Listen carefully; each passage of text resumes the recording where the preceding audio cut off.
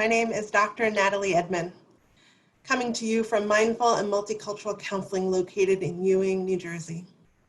I'm here to welcome you to a brand new school year, a year that looks so different than just a year ago. I'm sorry that I cannot be with you in person, but I'd love to spend some time talking to you about your mental health, because your mental health matters, and self-care matters to manage all the uncertainty and all the stressors that you've gone through in the last 5-6 months and the year ahead. So I invite you to take a sigh, to take a deep inhale and slowly let it out. I teach a decent amount of mindfulness and yoga as a yoga teacher and as a licensed clinical psychologist. And I think about how our breath is something we carry with us everywhere we go, and it's an opportunity to help us calm ourselves down or to energize ourselves. It's something that we can always pay attention to when we need to distract from the busyness of our mind and our life. I'll share my screen to offer some advice about how we can care for ourselves in this radical time. And I really do call it radical self-care. It's radical because we live in a culture that perhaps doesn't value self-care as much as productivity. And I'm going to invite you into perhaps taking some equal time to be productive as to engage in self-care. So your life is a story of transition. You're always leaving one chapter behind while moving on to the next. And yet we don't always feel the sharp contrast of transition when things are kind of going as our brain expects it to go. But with so much contrasting information that comes through our news feed, our social media feed, day in and day out, you never know what the next day will hold. It's really sharp contrast. I think about how stress can have such a toll on the body, the mind, and the spirit. There's different kind of stress though. The body doesn't really know the difference, but there are different kind of stressors. There's the kind of stress that's eustress, which is kind of like positive stress, if you can call some stress positive. It's when we're doing something like maybe playing a sports activity or in some sort of competition, and that kind of stress motivates us. It doesn't overload our brain or our body. It helps propel us, activate us. And we get tremendous enjoyment out of it or a sense of accomplishment. But distress, that's when her body kind of moves into fight, flight, or freeze. It's when we're so overwhelmed that our mind is not able to make decisions, or it's just really hard to think. And so we want to take care, right? We can't avoid distress, but we can try to reduce our vulnerability and the amount of time we spend in that distress. Sometimes that distress is externally driven. So there's something happening in our life, our environment, that's causing that stress. And sometimes it's internally driven. Maybe it's our striving for perfection.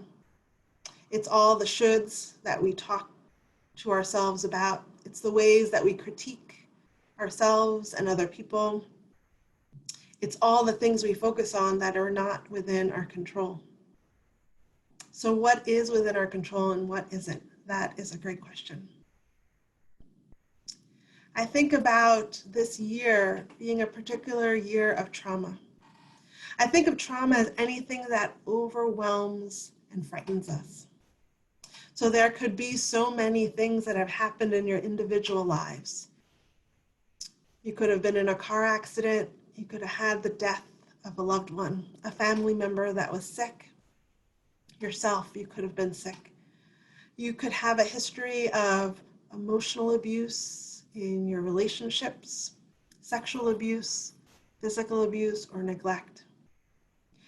You could have experienced a one-time assault, or you can have experienced vicarious trauma, where just seeing things on your social media feed, on the news, seeing the killings and murders of Black lives, seeing the number of people who have died or been negatively impacted by COVID-19, or you could have been the victim of systemic trauma, racial trauma, sexism, homophobia, transphobia, numerous microaggressions. All of these contribute to trauma and to stress. I think about our nervous system, our body, that it tells a story that guides our attention. So when we get stressed, when we're triggered by something in our environment or something we're thinking about, we get mobilized into action.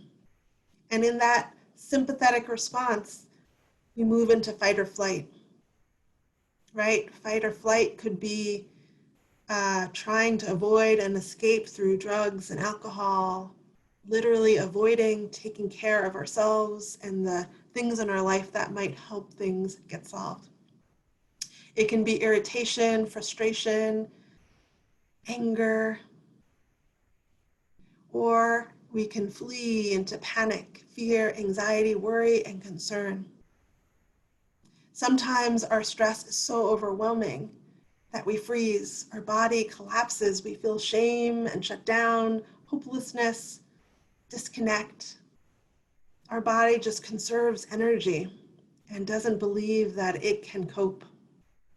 Many of these reactions are things that just happen automatically, but we can learn strategies to help ourselves navigate it with a little bit more ease. It would be great for everybody to have periods of time where they feel safe and social.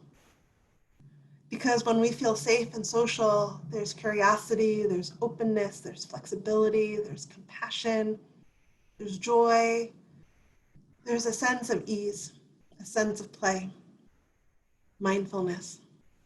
Something to keep in mind, right, of how stress really gets in the way of our ability to live our full life.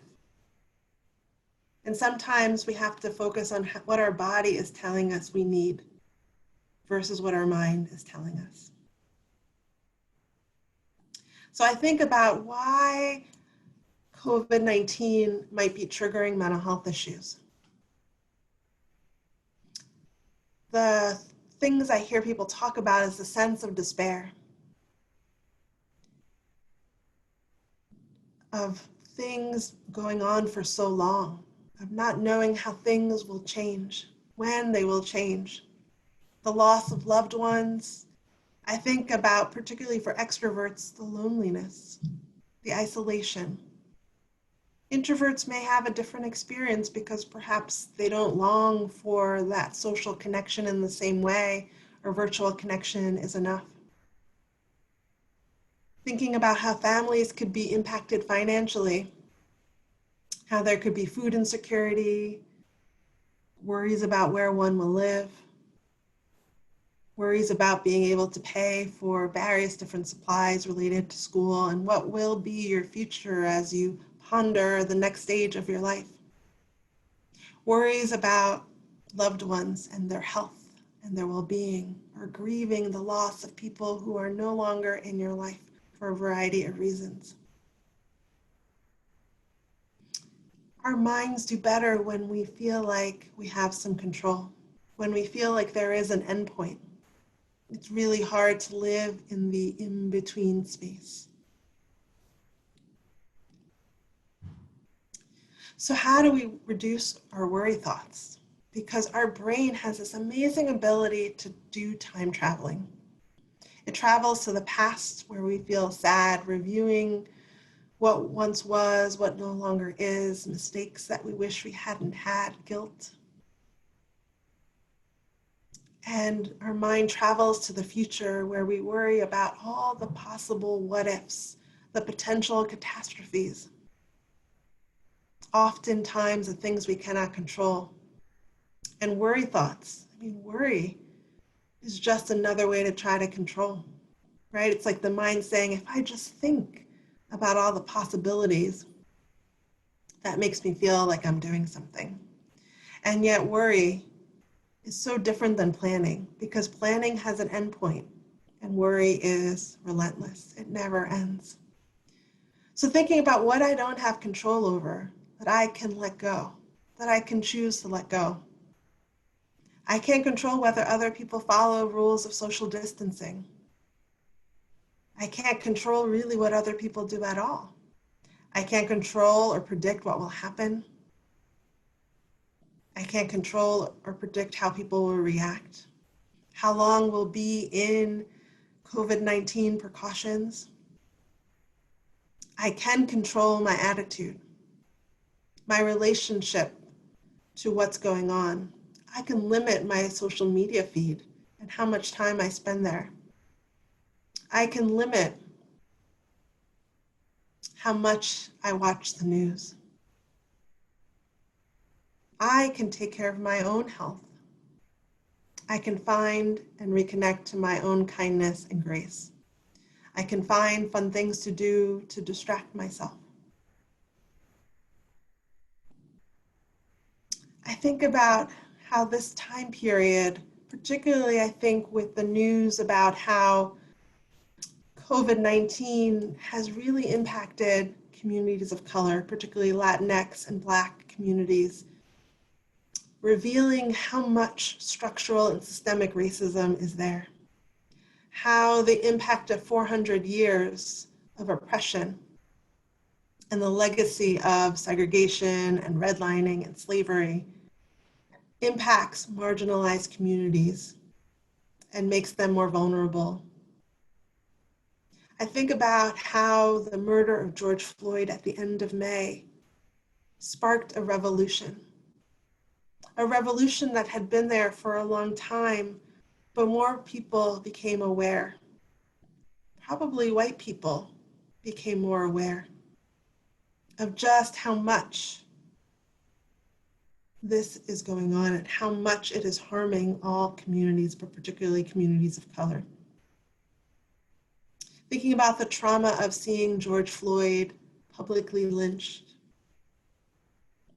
the ways in which he uttered, "I can't breathe," the ways in which he called for his mother, how heartbreaking it was.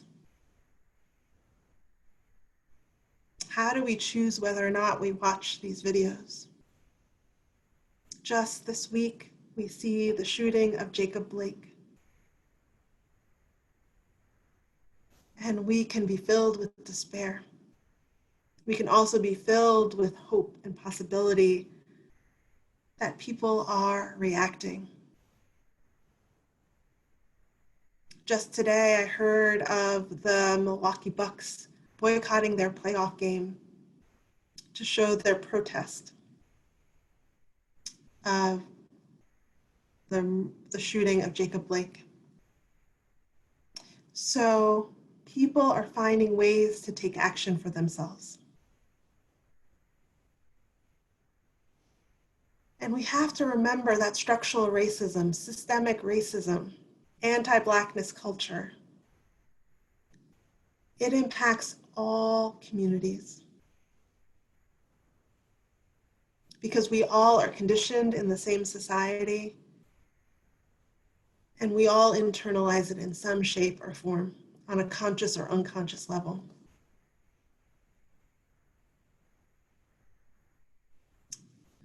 Years ago, I lived in Chicago at the end of my graduate school, and I remember going to a pride parade. And when I saw this, I thought of, this is what I think embodies anti-racism. Black trans lives matter. I love this rainbow flag, variation of it, that really supports LGBT and trans folks across all different ethnicities. It highlights some of the most vulnerable groups amongst us, which are Black trans. individuals. And this idea that if we take care of this community, then all lives truly do matter.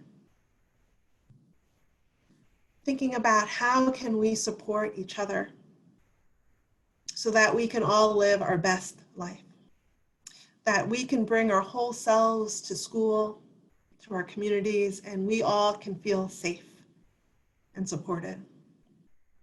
I think about how pride in oneself is often a protest.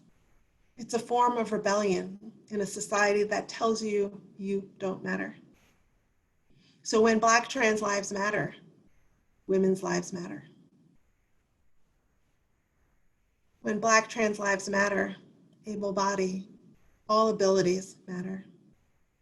Neurodiversity matters. All religions matter. Atheism matters. All lives matter when the lives of our most vulnerable people matter. I think of James Baldwin's works and how he said so long ago that to be a Black person in this country is to be relatively conscious, is to be in rage almost all of the time. How many of you are feeling rage? How many of you are feeling despair? How many of you are feeling anxiety? How many of you are feeling sadness? These are all ways that rage shows up. I think about rage as all the different ways that people stuff their feelings. They rebel against what's being asked of them. They sometimes make themselves quiet and invisible so that they can be safe and not make any waves. Sometimes they become the bullies, the oppressor. Sometimes their pain and their grief is too much to bear. How do we support each other in feeling our feelings and becoming friends with our emotions so that those emotions don't drive who we are, but we can use it to motivate us into action that meets our values? How are you a gift of art and a work of art? I love this. I learned this from Ruth King, that all of you are a gift of art just as you are. No need for anything about you to change. Your whole being is a gift of art. And I hope that more of the world can see it. I hope that you can see it and feel it. And you're also a work of art because we're always evolving and changing whether we want to or not.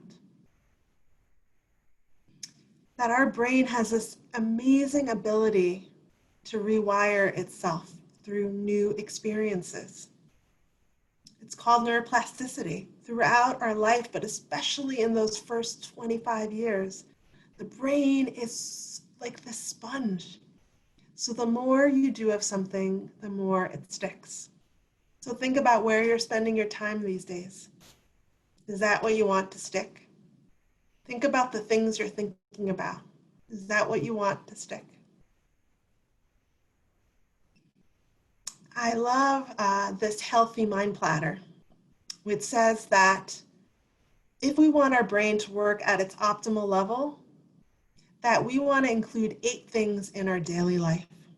So I'm going to tell you about them, and I want you to think about how many of these 8 things are you doing on a regular basis. So the one thing that's not listed is mindful, healthy eating, because this healthy mind platter was created to go with the food pyramid. So this is inviting you to nourish yourself, right? Nourish yourself to your body type.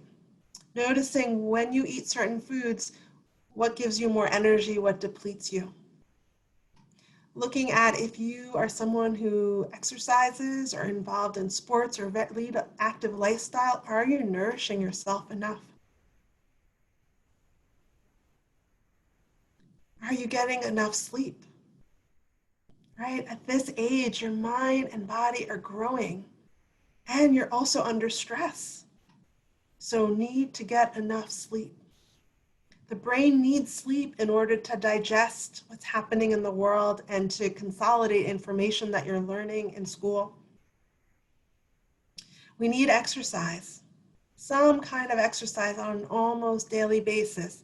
It doesn't have to be intense exercise. It doesn't even have to be long, but our body needs to move.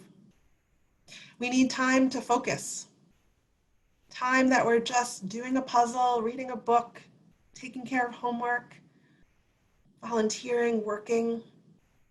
Our brain needs that, but we don't want to overdo it because at some point, it's better to take a break and come back than keep pushing through it. We're not really that productive. And focus time is not about multitasking because we kind of know that multitasking doesn't really work. It's better to do one thing to completion and then begin the next thing. That's the most efficient thing. It's better not to check email and social media all day long. It's better to have particular times of day where you check into those things. We need connection time. We need to be with other people. On the phone, in video chats, in person. We're tribal people. Whether we're an introvert or an extrovert, we need some of that time. We need some of those things that are released in our brain when we're in community with other people. We need playtime, time where we're having fun, we're being creative, we're exploring things, we're using a different part of our brain. It doesn't need to be a masterpiece. It just needs to tap into that creativity that all of us have within us. We need downtime, unscheduled, unproductive time. Maybe for you that's binging on Netflix or Hulu or YouTube. Maybe it's doing absolutely nothing. There's no guilt in that. It's absolutely necessary. And we need time in every day. Time in is time for self-reflection. Maybe that's meditation or mindfulness or a run. Something to check in with ourselves. Maybe that's prayer, journaling, yoga. We need that time to just be with ourselves to see what do we need to sort through. So thinking about what is missing from your platter. What do you tend to neglect? When you're stressed, what do you automatically drop? And what are some of the areas of your life of this healthy mind platter that you never really touch? Wouldn't it be amazing for your brain to work at its full capacity? Doing these 8 things will help that because it activates all these different parts of our brain. I want you not to underestimate how much rest and nourishment you need today, this week, this season, this year. We're all navigating a lot. We have walked farther than it seems, yet we have so far to go. Octavia Rahim. We live in a culture that loves to grind and hustle and push. And we think that sleep deprivation is a positive thing. And I'm going to invite you to think rest is an act of resistance. Sure, too much rest, whatever that might be, may be problematic. But not enough rest, oh, that is equally problematic. I think about meditation and mindfulness, that time in. I love how Andy Puddicombe, the creator of the Headspace app, talks about imagining our mind like a highway full of cars coming and going. Cars that represent thoughts and feelings and images and sensations. Some of the cars come by frequently. Other cars are loud, other cars quiet, others bright and shiny. And mindfulness or meditation is being on the side of the highway, being able to observe all the cars as they come and go, but not getting into any of the cars and letting the cars drive you around. So maybe observing the worry thoughts, but not being the worry thoughts. Lauren Roche, my meditation teacher, talks about the rhythms of meditation. Yeah, some people think of meditation as like relaxation, but it's not. Often people feel relaxed, but sometimes you feel pretty crummy because you're with your feelings. Meditation is just shining a flashlight on what is already there. But Lauren Roche talks about these are the things that happen when we drop into our awareness through mindfulness activities. We spend some time remembering, resting. Maybe we even fall asleep because we are so sleep deprived. We might spend some time relaxing. We might spend some time releasing emotions, releasing energy. We might replay conversations and emails and memories. We might repair. We might grieve. We might restore. We might cry. We might rehearse conversations, our planning, like start writing our papers. All of these are welcomed in meditation because they help clear the mind and free up energy for when we're moving around in the world again. I love how John Kabat-Zinn, another meditation teacher, talks about you can't stop the waves, but you can learn to surf. So the world is going to be as rocky as it ever was, but you can learn to ride the waves so that you don't drown in all of the emotions and the chaos. I want you to remember that you can't pour from an empty cup. You have to take care of yourself first. So throughout this upcoming year, think about, how do I fill up my cup? We're so great about taking care of our cell phones. We charge those batteries regularly. How are you going to charge yourself on a daily basis so that you don't reach a low point? So many different ideas of self-care, ways to be kind to yourself and aware. Listen to your body. It will tell you what you need. If it says rest, rest. If it says you have energy, use it wisely. Slow down. Modify your expectations for this year. What's possible given the time we're living in and the fact that it's likely to have another surgence of cases as we enter into flu season and as more people are attending school and other gatherings. What can you learn to accept? Where can you still find pleasure and curiosity and exploration? Who are your people? Do you have enough people? When do you know that you need more care, more support? Are you feeling depressed? Are you self-harming? Are you not eating enough? Are you thinking about killing yourself? Are you feeling overwhelmed and having panic attacks?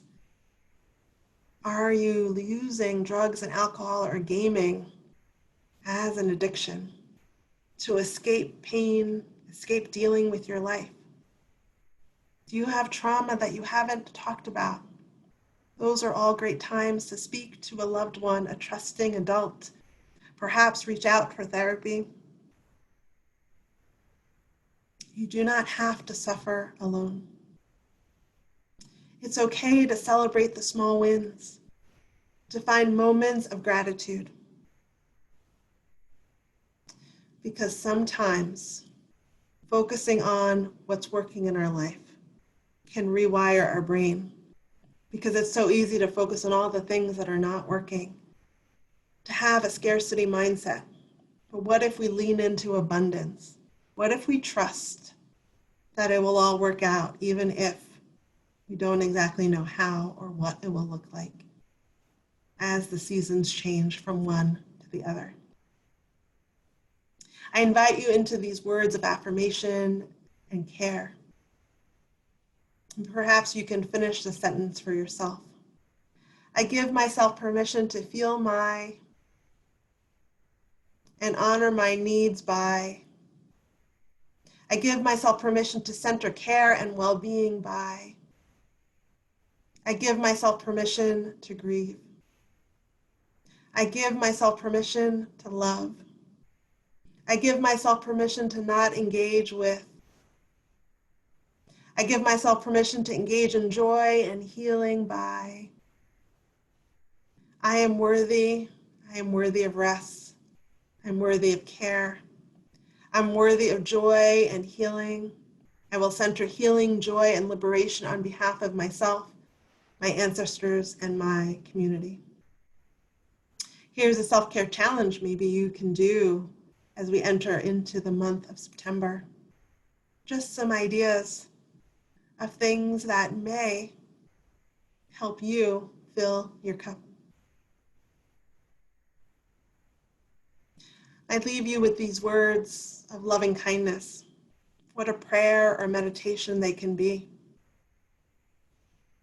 Often it starts with you and ends with we. May you be happy and healthy and loved. May you be safe and protected. May you be free from mental and physical suffering and pain.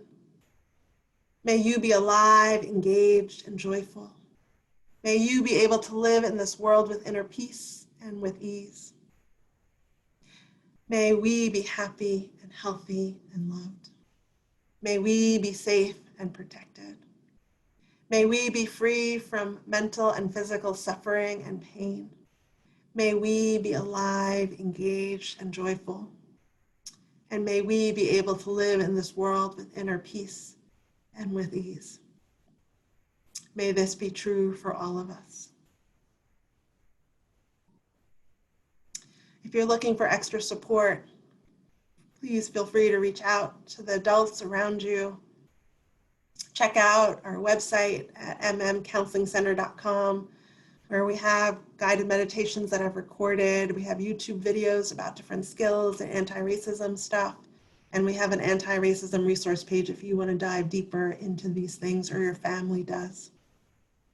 Please know that your life matters. I wish you well. May you sprinkle kindness wherever you may travel.